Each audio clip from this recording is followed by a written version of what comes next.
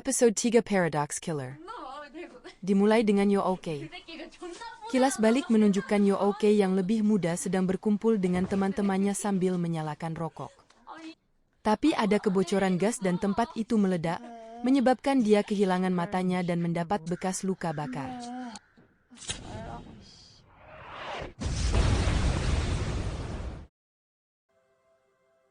Yo-ok dewasa menggunakan pipa untuk mengirim gas ke kamar orang tuanya. Dia telah mendaftarkan orang tuanya untuk 8 polis asuransi jiwa.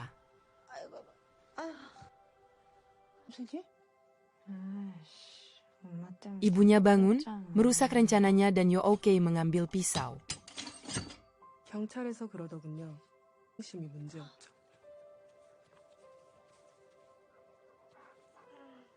죽음으로 죗값을 치렀으니 명복을 빌어주자는 글도 보았습니다. Seseorang menceritakan sebuah cerita tentang Yo-ok, mengklaim bahwa kematiannya tidak dapat menghapus kejahatannya.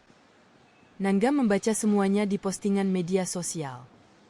Dia dan Yongjae bertemu wanita yang menulisnya, sepupu Yo-ok.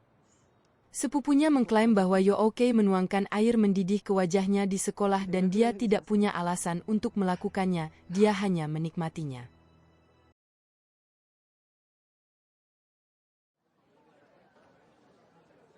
Nangam dan Yongjae pergi ke salah satu pemakaman anak SMA. Nangam bertanya pada ibunya tentang serangannya terhadap Chongjin tapi dia menampar Nangam. Yongjae bertanya-tanya apakah dia terlalu kasar. Dalam perjalanan pulang, Nangam menceritakan kepada Yongjae sebuah cerita tentang kasus yang pernah dia tangani. 피해자에서 한 글자만 바꾸면 가해자야. 분산서에서 담는 사건이 있는데. 잘 어울린다. 알았어. 야. 사진보다 별론데? 뭐야? 이런 걸 준비했어? 됐어? 사과는.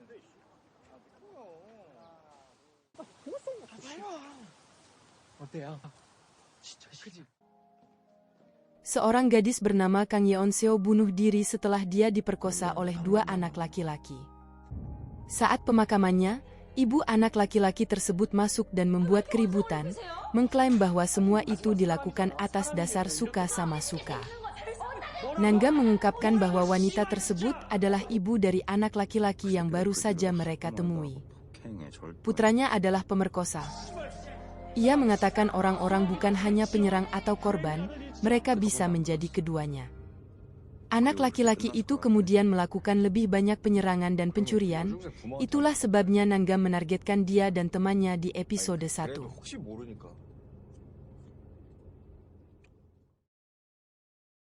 Nangam berbicara kepada pemilik toko serba ada dan mengetahui bahwa Yo-ok telah berdiri di jalan terdekat sekitar jam 10. Detektif bertanya tentang Litang dan pemiliknya marah karena dia mengambil uangnya. Dia kemudian menyebutkan bahwa Tang juga melihat wanita itu.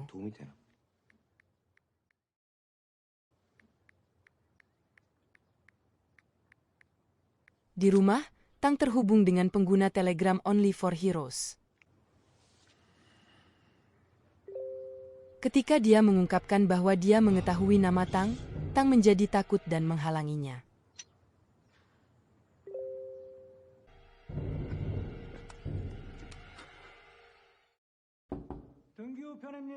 Seorang tukang pos kemudian datang ke pintunya, memberinya pemberitahuan kehadiran untuk kasus pengadilannya tentang pencurian uang dari bosnya.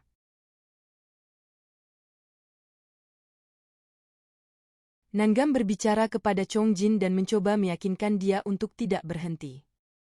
Dia menolak dan pulang ke rumah, di mana istrinya mengatakan kepadanya bahwa Nangam menghadiahkan sepeda kepada putra mereka.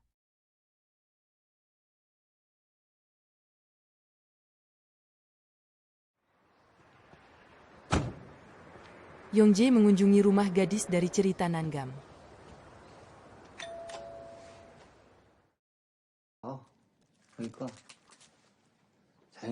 Ayah dari anak yang diperkosa, tiba-tiba mengaku kalau dia yang membunuh kedua anak yang memperkosa anaknya.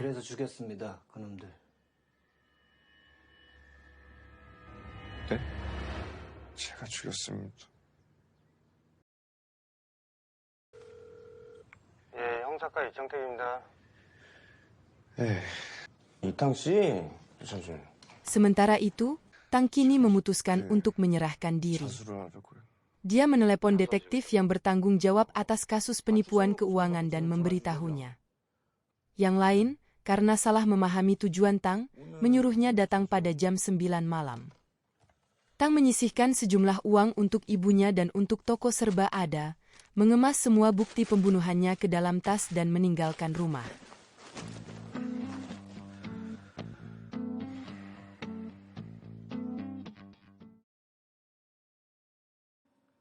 어떻게 이길 수 있겠다라는 확신을 가지셨어요? Sangmuk memberikan pernyataannya, mengatakan bahwa dia membunuh anak-anak itu dengan batu bata tapi tidak ingat apa yang dia lakukan setelahnya.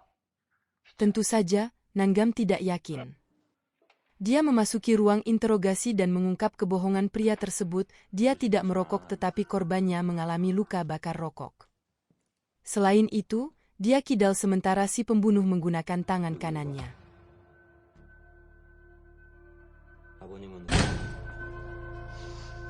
나봐. Atasan Nanggam kesal dengan pergantian kejadian tapi Nanggam meyakinkannya. 뭐 하자는 거야? 무감각하게 행동한 거 죄송해요. 죄송한데 딱 봐도 지금 저 사람이 뭐 제대로 얘기하는 사람 같아요? 어? 뭔가 Yonje meminta maaf karena gegabah. Dia kemudian mengatakan bahwa dia memberitahu ibu anak SMA tersebut bahwa mereka memiliki tersangka. Dia bertanya apakah itu bisa menjadi masalah. 귀가 조치했어?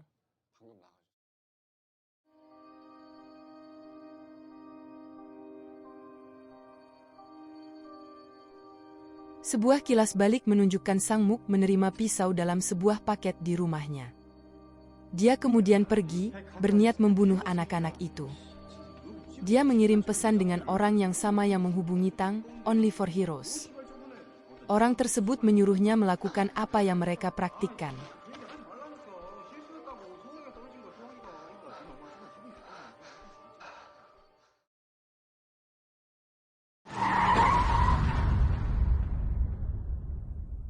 Saat ini, pria tersebut tertabrak mobil tepat di luar kantor polisi. Itu adalah ibu siswa sekolah menengah yang mengemudikannya.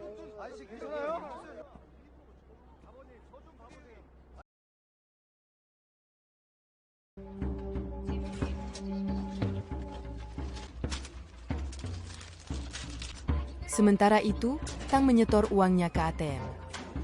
Dua pria bersepeda mencuri tasnya dan berlari menjauh.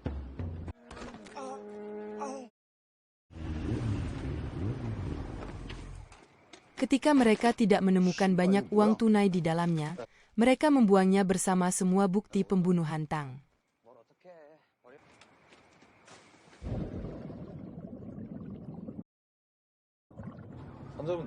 Tang sendiri berada di ambulans dan dibawa ke rumah sakit karena lengannya terluka saat terjatuh. Sangmuk sendiri berada di ranjang rumah sakit.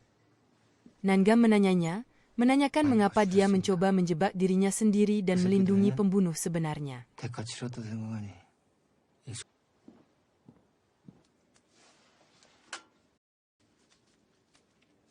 한번 움직여볼게요. 제가 하겠습니다. 혼자 하실 수 있으시겠어요? 예. 네, 그럼 이따 뵐게요. 이러고 잠깐만 계세요. 볼게요. 많이 답답하시죠? Setelah dia pergi, Sangmuk mendapat pesan lain dari Only for Heroes.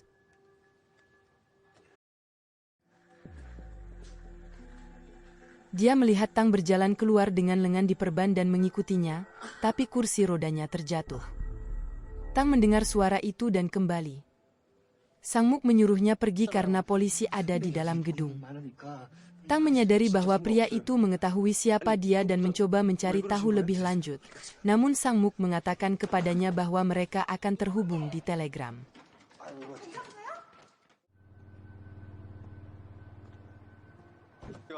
Tang bergegas pergi tapi sayangnya Nanggam melihatnya dan mengikutinya.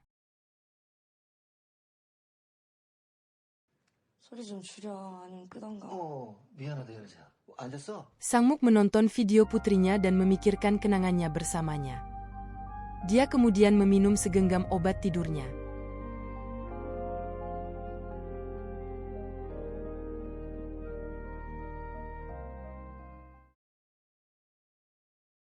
Sebuah kilas balik menunjukkan Sang Muk menyaksikan Tang melawan kedua anak laki-laki itu dan menghancurkan kepala mereka dengan batu bata, tapi dia tampaknya pingsan setelah melakukannya.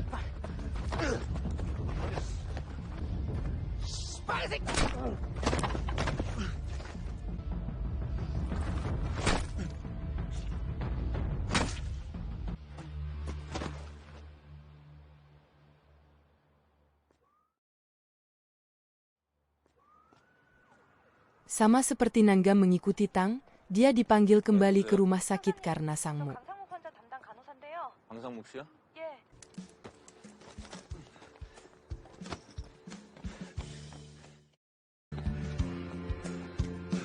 Tang membuka telegramnya dan melihat bahwa akun tersebut telah dihapus. Dia kemudian ingat bahwa 2 orang membawanya pulang, bukan hanya 1.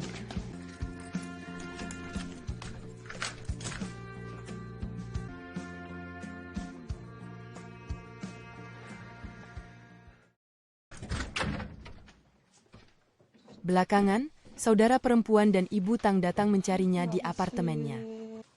Tapi tempat itu sepertinya sudah dibersihkan. 다시 전화를 해보든가. 이거 좀 읽어봐봐. 이거 뭐라고 써? Sebuah kilas balik menunjukkan Sang Muk minum dengan seseorang, berbicara tentang bagaimana Yeonseo tidak langsung mati. Sang Muk mengaku ingin membunuh orang-orang yang melakukan ini padanya. Orang yang duduk di seberangnya, seorang pria yang lebih muda, mengatakan kepadanya bahwa dia bisa melakukan sesuatu.